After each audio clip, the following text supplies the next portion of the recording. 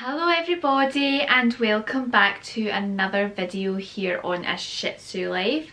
I thought I would just do a wee update video on how Pixie has been. Obviously, as you can tell from this title, she hadn't been very well, so I thought I would just do a wee update on how you have been, yes. And it's probably a follow-on from the last video we posted, which was a day in the life of a Shih Tzu life. I had mentioned that obviously the heat was getting to Pixie. She wasn't very well, she wasn't drinking, she wasn't eating properly, and it kind of continued on from there. So last week I had to make a vet appointment for little Pixie because she just refused to eat. Wait there just now, wait, we're talking about you, Pixie. She would not eat. Okay, right, down you go then. She wouldn't eat, she wouldn't drink, and she was basically going to the toilet in the house. And Jamie had actually seen her. We have like a wee camera where we can obviously see the dogs when we're at work and things and keep an eye on them. If my camera falls over, it's because Pixie's going here, there and everywhere in between, and she's sniffing all the new stuff. But anyway, so we have a camera in the living room where we can obviously check on them and see what's been going on. And obviously Jamie came home to wet patches on the mat and the rug, so he thought he'll look back in the camera and see what was going on, and right enough, it was Pixie. Now, her usual toilet times, she went to the toilet on those usual toilet times, and obviously we were away at work. She always holds it until we obviously come home from work, and we've never ever had an issue with that. However, obviously this day we did, and Jamie had just seen her kind of stretch out on the rug and basically lie on her belly, and her head was up.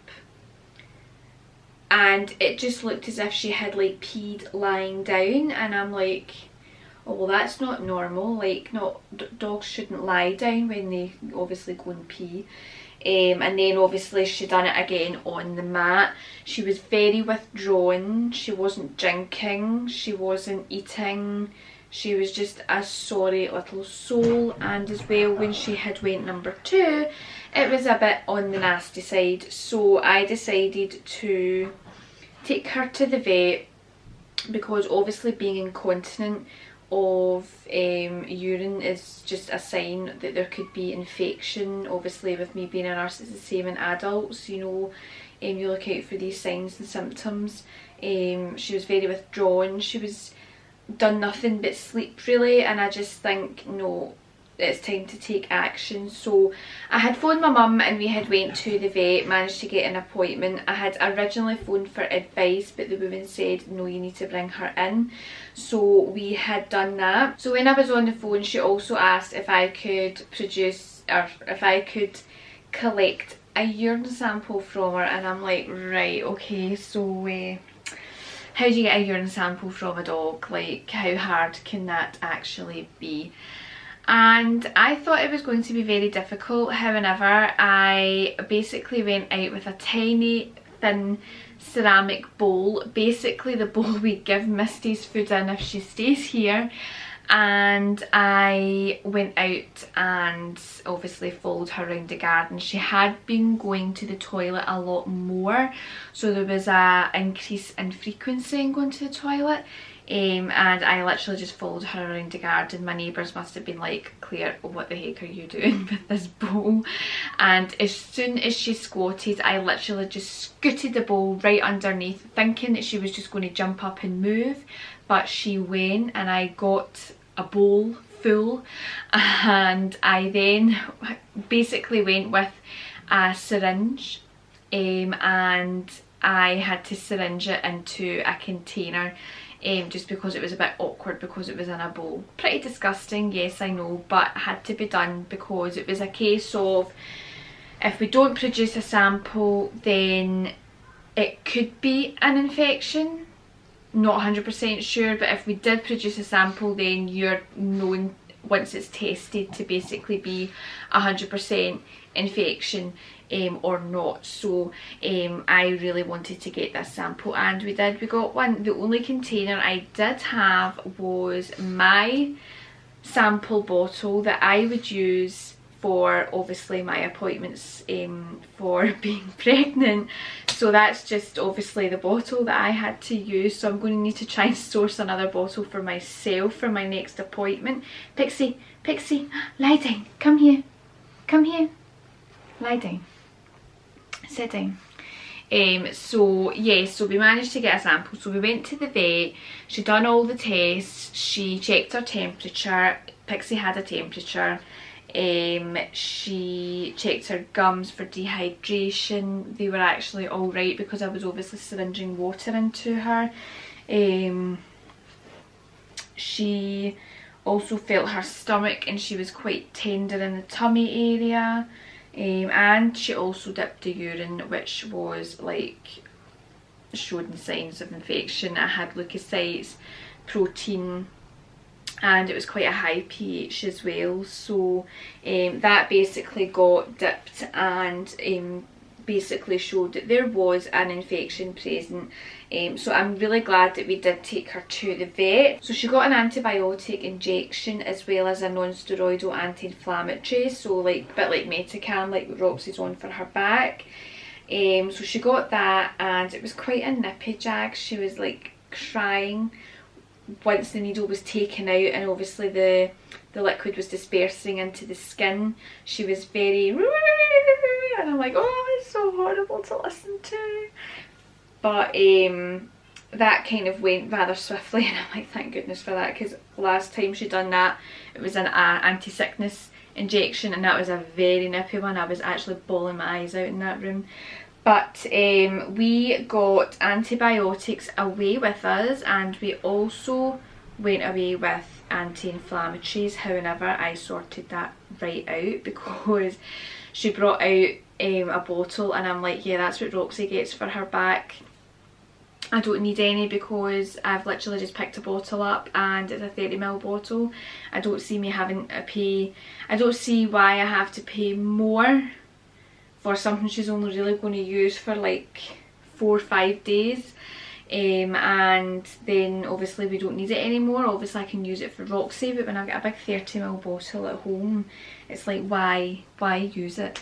So they obviously had to check on the system for when Roxy last had her fresh bottle, and right enough it was only like a few weeks beforehand, so they were like, yeah, that's fine, put it back on the shelf.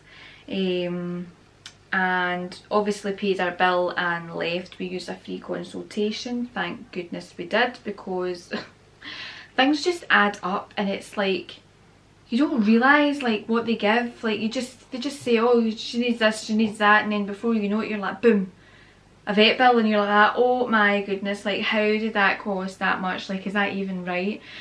So I think in total we were about £70 odd, and that was without a consultation.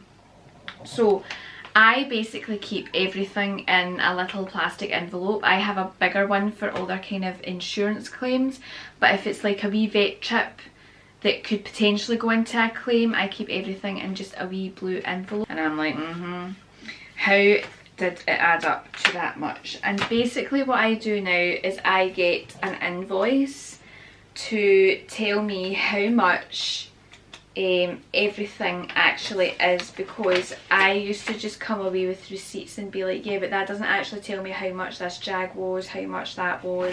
I want to know, and I want a breakdown of absolutely everything if I'm going to be claiming for insurance for myself now. And obviously it doesn't go through direct from the vet.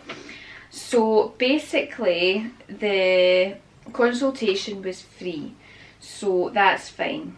The urinalysis full dipstick is basically, Pixie, no. So the urinalysis full dipstick was £18.15, and I'm just sitting here and I'm like that, £18.15? I probably could have went into my work with that and dipped it for free. And I'm like that, to just dip a strip just one strip, because I mean I use these strips in work, just to dip a strip in a urine sample. It's not hard, you just pick up a strip and you just dip it in. £18.15. £18.15. And I'm just like that, oh my goodness. Anyway, the injection was £15.31. The injection for the, I'm going to say that's the antibiotic, £12.06. And then the antibiotic tablets away with us, we only got 4 tablets, so it was for 4 days, was £16.95. Now, I did end up getting the bottle of Metacam refunded, because I'm like that, I don't need that. But when I got home and I looked at the invoice, I'm like that, no, that's not right. So basically the Metacam injection is £15.31, which is a one-off injection, but a bottle of Metacam that's going to last you about 10 days or a week, like however long, probably 20 days with how much we were giving her, because it was like 0.7, so it was going to be like maybe 2 weeks worth. £15.88. So a bottle that would have lasted like 2 to 3 weeks was basically the same amount, just more than one injection. And I'm just like that is just absolutely like, oh my goodness. Like, I cannot believe the price of that. Just those 2 things. And that urinalysis dipstick. The tablets I can understand, but between the bottle and the injection and that urinalysis dipstick, I'm like that, holy moly, like seriously.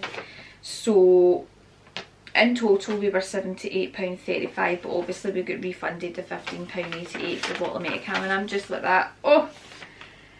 So obviously with the consultation we probably would have been about £100 for everything. So thank goodness we used the free consultation. I did take a claim form away with me just in case we needed to use it. There's no point in claiming if it doesn't carry on, because it's less than the excess amount, so it's like no point. But obviously if this infection carried on and we had to go back to the vet, all that kind of stuff, and the bill added up to more than £100, more than the excess, then yes, I probably would have used the insurance and a claim. But that was basically it. So it was a very sorry drive home in the car. She came home, she ate some dinner but not a lot. It was like a couple of mouthfuls and I was having to hand feed her, and you know, it took her a couple of days to just kind of get over it. Thankfully now she has made 100% recovery and we did not have to go back to the vet. I didn't go back for a follow-up because she's back to eating, she's back to drinking, she's not had any more accidents in the house, and she's going to the toilet back at her regular times, and she is full of beans and full of mischief. So basically she has made a full recovery. I don't really know what was the cause of the infection. Basically the vet called it cystitis, which is just like a urine bladder infection. Obviously, like what happens in us humans, it happens in dogs too. And I'm just wondering if it was maybe like a mixture of like the hot weather and jumping into like really cold water to try and cool them down. Like maybe it was like a chill, or you know, they're quite kind of long haired down there, so maybe it's just a build up of bacteria. They've obviously since that infection, she's had a bath, she's all clean, you know, she's had a top and tail down there, she's, you know, no any area there for bacteria to grab onto to cause infection. And obviously the hot-ish weather is kind of gone. However, today we're sitting at 20 odd degrees, and I've just put a washing out because the sun was out, but it does look as if it's going to rain now, and I've only just put the washing out, so I might need to bring it back in. But she has made a full recovery and I'm so glad, so happy. I just hate it when they're not well, you just feel so sorry for them. You just want to hold them, you just want to hug them. And I think that's why she was so clingy. And obviously the last video, she just lay on my chest and she just basically snuggled in. But I thought I would obviously keep you guys updated, because obviously I share these things on social media, Instagram, Facebook, but I don't really share these things on YouTube, so I thought I would just do a wee video update on how Pixie has been. But yes, thankfully 100% recovery, and hopefully it won't happen again. But yes, so thank you very much you guys for watching this video. Let me know if your dogs have had a urine infection, or you know what you've kind of done to help prevent these infections, and let me know in the comments down below. And if you haven't already, please subscribe to our channel, and we'll see you in the next video. Bye guys.